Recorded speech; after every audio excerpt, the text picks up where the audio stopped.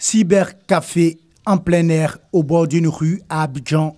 Selon les autorités, plus de 3 millions d'Ivoiriens utilisent Facebook.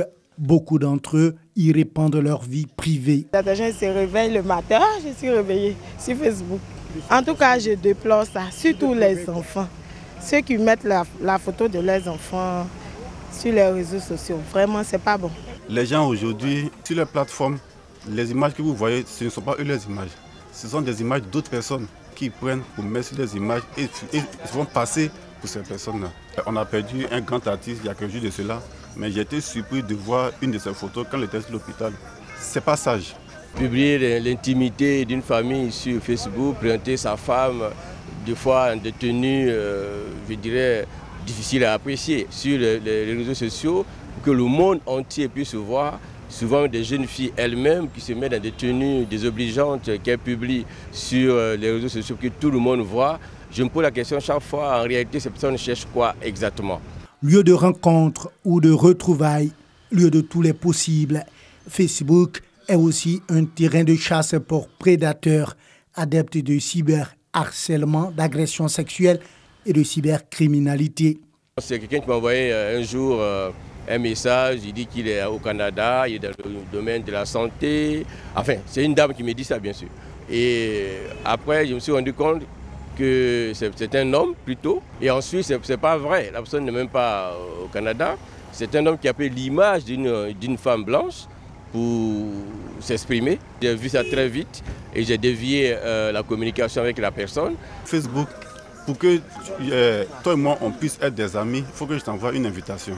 Toi qui acceptes l'invitation. Et donc, on commence à échanger.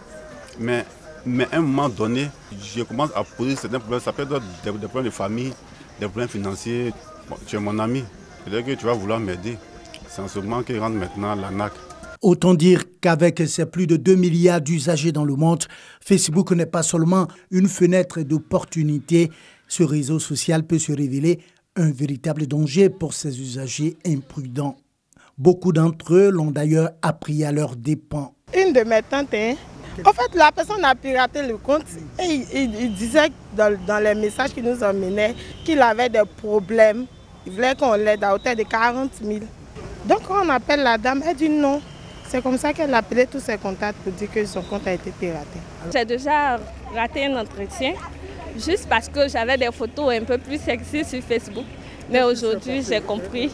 Derrière Facebook se trouve une organisation animée par des personnes qui voient les données personnelles des utilisateurs. Sur Internet, on ne peut rien contrôler, admettent les experts.